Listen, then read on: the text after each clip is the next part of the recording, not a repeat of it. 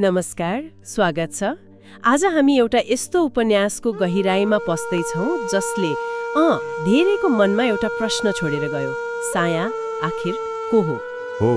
सबिन भट्टराईको चर्चित समर लभको कथा जहाँ टुङ्गिन्छ नि, सायाको रहस्य ठ्याक्कै त्यहीँबाट सुरु हुन्छ। त्यही खालीपनबाट हो।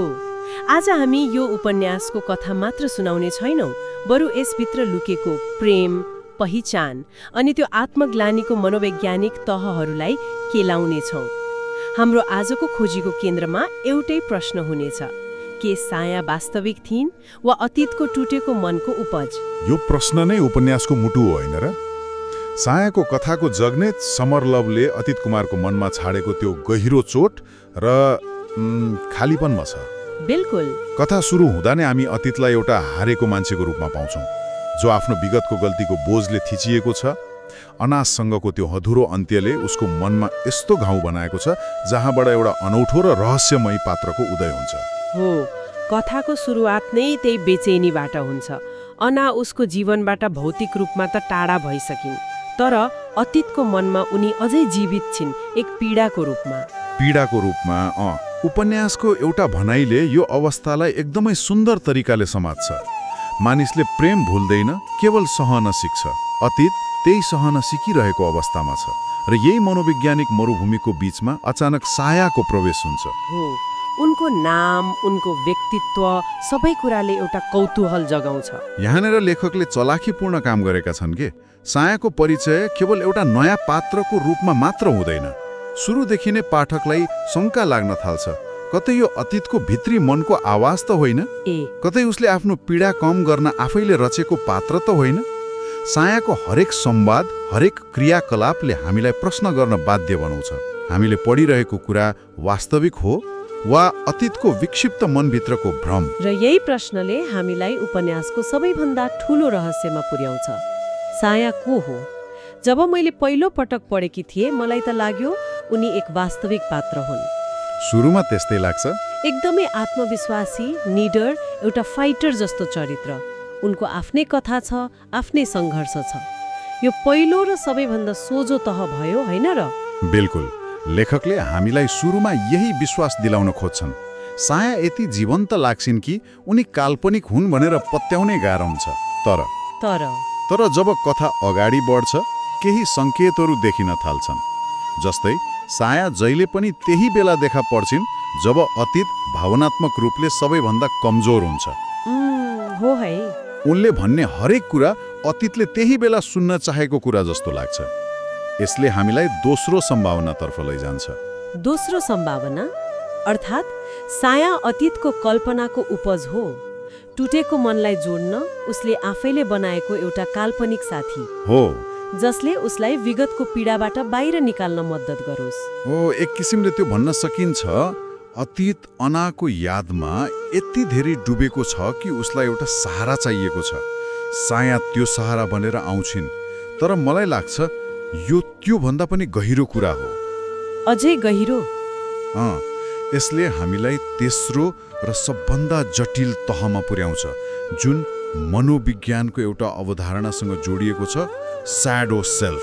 स्याडो सेल्फ, यो त निकै चाखलाग्दो सुनियो। यो भनेको के हो? हाम्रो अन्ध्यारो पक्ष जस्तो केही हो? ठ्याक्कै त्यही हो। स्याडो सेल्फ भनेको हाम्रो व्यक्तित्वको त्यो हिस्सा हो जसलाई हामीले दबाएर राखेका हुन्छौँ। हाम्रो डर, हाम्रो कमजोरी, हाम्रो रिस, हाम्रो अपूर्ण चाहनाहरू।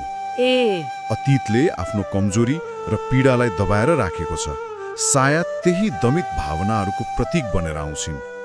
उनी अतीतको त्यो हिस्सा हुन् जो निडर छ, जो विगतमा अल्झिन चाहँदैन र जो जीवन जिउन चाहन्छ। भनेपछि साया अतीतको कमजोरी मात्र होइन, उसको लुकेको शक्ति पनि हो। वाह, यो दृष्टिकोणले त पुरै कथालाई नै नयाँ अर्थ दिन्छ। त्यसो भए यो कथा बाहिरबाट हेर्दा अना र साया बीचको प्रेम त्रिकोण जस्तो देखिए पनि वास्तवमा यो अतीतको भित्री द्वन्द्वको कथा हो। एकदम। यो दुई महिला बीचको लडाई होइन, यो अतीतको विगत र उसको सम्भावित भविष्य बीचको लडाई हो। विगत र भविष्य? अना उसको पास्ट अट्याचमेन्ट अर्थात् विगतको मोह हो, जसले उसलाई पछाडि तानिरहेको छ, ग्लानीमा डुबाइरहेको छ। अर्कोतर्फ साया रिबर्थ अफ होप अर्थात् आशाको पुनर्जन्म हो। आशाको पुनर्जन्म?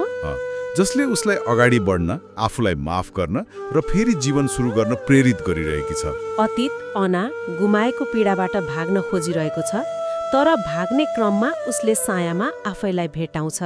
यो त प्रेमको कथा मात्र रहेन, यो त एक व्यक्तिको मनोवैज्ञानिक मुक्तिको यात्रा बन्यो। हो, र त्यो यात्रालाई अझै गहन बनाउन लेखकले कथाको परिवेशलाई नेपालबाट नर्वे पुर्याइदिन्छन्। यो केवल ठाउँको परिवर्तन मात्र होइन। हो त, म पनि सोच्दै थिएँ काठमाडौँबाट सिधै नर्वे किन? यो भौगोलिक दूरीको केही खास अर्थ छ? पक्कै छ, यो एउटा प्रतीकात्मक यात्रा हो। सोच्नुहोस् त, नर्वेको चिसो, कठ्याङ्ग्रिदो मौसम, लामो अँध्यारो रातहरू। यो परिवेशले अतीतको भित्री एक्लोपन र निराशालाई प्रतिबिम्बित गर्छ। ऊ आफ्नो विगतबाट भागेर हजारौं किलोमिटर टाढा पुगेको छ, तर उसको मनभित्रको पीडाको आगो बलिरहेकै छ। र त्यही चिसो परिवेशमा साया उसको लागि न्यानोपन, एउटा ऊर्जा बनेर आउँछिन्। उनी आगो जस्तै छिन्, जसले अतीतको जमेको भावनालाई पगाउन मद्दत गर्छिन्। यो विरोधाभास निकै सुन्दर छ। हो, सायाले नै अतीतलाई त्यो चिसोमा बाँच्न र आफ्नो जीवनको दोस्रो अध्याय लेख्न सिकाउँछिन्। नयाँ समाज, नयाँ भाषा र एक्लोपनको बीचमा उसले जुन आत्मसङ्घर्ष गर्छ, त्यसले उसको चरित्रलाई निखार्दै लैजान्छ। अब अलिकति उपन्यासको मनोवैज्ञानिक पक्षहरूलाई अझै खोतलौँ न। तपाईले सर्भाइभर्स गिल्टको कुरा गर्नुभयो। अतीतले आफूलाई आनाको दुःखको कारण मान्छ र त्यो दोष बोकेर बाँचिरहेको छ। उसलाई लाग्छ कि त्यो सम्बन्धमा ऊ बाँच्न सफल भयो, जबकि अनाले दुःख पाइन्। यो ग्लानी भावले उसलाई भित्रभित्रै खाइरहेको हुन्छ। र यही बिन्दुमा सायाले उसलाई सबैभन्दा ठूलो चुनौती दिन्छन्। जब अतीत आफ्नो दुःखमा डुबिरहेको हुन्छ, सायाले एउटा सिधा प्रश्न सोध्छिन्, थप्पी दुखी भएर के बदलिन्छ? त्यो प्रश्नले त साँच्चै हलाइदिन्छ। त्यो एउटा साधारण प्रश्न होइन, त्यो त अतीतको सम्पूर्ण सोचाइलाई नै भत्काइदिने प्रश्न हो। यसले उसलाई विगतमा रोइरहनुको सट्टा वर्तमानमा केही गर्नुपर्छ भनेर झकझकाउँछ। र अर्को महत्त्वपूर्ण मनोवैज्ञानिक प्रश्न हो अट्याचमेन्ट रिप्लेसमेन्टको। के साया साँच्चै अनाको रिप्लेसमेन्ट मात्र हुन्? यो प्रश्न पनि आउँछ। के अतीतले एउटा खाली ठाउँ भर्न अर्को व्यक्ति खोजेको मात्र हो?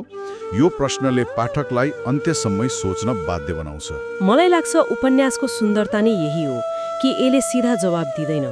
यदि लेखकले साया रिप्लेसमेन्ट हो वा हिलर हो भनेर स्पष्ट भनिदिएको भए सायद यो कथा यति यादगार हुँदैन थियो।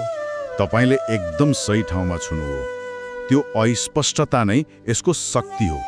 यसले पाठकलाई कथाको सहलेखक बनाइदिन्छ के? सहलेखक? हो। हरेक पाठकले आफ्नो अनुभव र बुझाइ अनुसार सायाको अर्थ लगाउन सक्छ। के साया अतीतको चाहनाको प्रतिबिम्ब हो वा उसको दबिएको भावनाको विस्फोट? यी सबै प्रश्नहरूको जवाब पाठक आफैले खोज्नुपर्छ।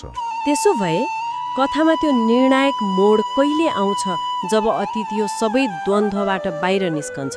त्यो चरमोत्कर्ष के हो? चरमोत्कर्ष त्यति बेला आउँछ जब अतीतले अन्ततः आफूलाई माफ गर्न सिक्छ। आफूलाई माफ गर्न? हो। उसले यो महसुस गर्छ कि विगतमा जे भयो त्यो उसको जीवनको एउटा हिस्सा थियो, सम्पूर्ण जीवन होइन। उसले आफ्नो गल्तीलाई स्वीकार गर्छ, तर त्यसको बोझ बोकेर हिँड्न छोडिदिन्छ। यो आत्मस्वीकारोक्ति नै उसको मुक्तिको पहिलो पाइला हो। र जब उसले आफूलाई माफ गर्छ तब सायाप्रतिको उसको दृष्टिकोणमा के परिवर्तन आउँछ? यो नै सबैभन्दा सुन्दर र रहस्यमय पक्ष हो। जब अतीतले आफूलाई निको पार्न थाल्छ, उसले सायालाई आफ्नो मनको उपज वा आफ्नो सहाराको रूपमा होइन, एक स्वतन्त्र र अलग व्यक्तिको रूपमा देख्न थाल्छ। त्यो बिन्दुमा पुगेपछि साया वास्तविक हो कि काल्पनिक भन्ने प्रश्न नै अप्रासङ्गिक हुन जान्छ। अर्थात् उसको आफ्नो भित्री संसार सफा भएपछि मात्र उसले बाहिरी संसारलाई स्पष्ट देख्न सक्छ। ठ्याक्कै। प्रेम पाउनु वा गुमाउनु भन्दा पनि त्यो प्रेमको अनुभवले व्यक्तिलाई कस्तो बनायो भन्ने कुरा महत्त्वपूर्ण हुन्छ। यो उपन्यासले प्रेमलाई अन्तिम गन्तव्यको रूपमा होइन, बरु एउटा रूपान्तरणकारी यात्राको रूपमा प्रस्तुत गर्छ। अतीत र सायाको सम्बन्धले दुवैलाई परिवर्तन गर्छ र उनीहरूको आत्मविकासलाई देखाउँछ। अब अन्त्यमा आउँदा साया शब्दको अर्थ नै छाया हो। यो उपन्यास पढेपछि मलाई लाग्छ साया हाम्रो त्यही छाया हो जसलाई हामी अक्सर बेवास्ता गर्छौं। हो, उनी हाम्रो स्याडो सेल्फ, हाम्रो अपूर्ण चाहना, दमित भावना र पुनर्जन्मको सम्भावनाको प्रतीक हुन्। साया एक पात्र मात्र होइन, उनी आधुनिक युवा मनको एउटा जटिल तर सुन्दर मानस चित्र हुन्। र उपन्यासले दिने अन्तिम सन्देश निकै शक्तिशाली छ, जुन सायद लेखककै शब्दमा भन्नु उपयुक्त हुन्छ। प्रेमको परिभाषा प्रत्येक व्यक्तिले आफूले बुझेको पीडाले लेख्छ। वाह, यसको मतलब प्रेमको कुनै एउटै विश्वव्यापी परिभाषा हुँदैन। हाम्रो अनुभव, हाम्रो चोट र हाम्रो बुझाइले नै हाम्रो लागि प्रेमको अर्थ बनाउँछ। त्यसैले साया पढ्दा हामी एउटा प्रेम कथा मात्र पढिरहेका हुँदैनौँ, हामी त मानव मनको गहिरो र जटिल यात्रामा सामेल भइरहेका हुन्छौँ।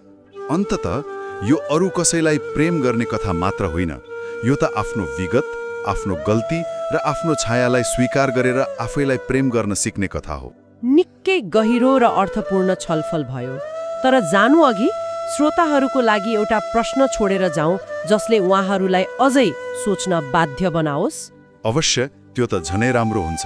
यदि साया साँच्चै अतीतको मनको उपज मात्र थिइन् र उसको निको हुने प्रक्रियाको एक हिस्सा मात्र थिइन् भने के यसको अर्थ यो हो कि हामीलाई आफ्नो घाउ निको पार्न सधैँ अरू कसैको, चाहे त्यो वास्तविक होस् वा काल्पनिक, सहारा चाहिन्छ?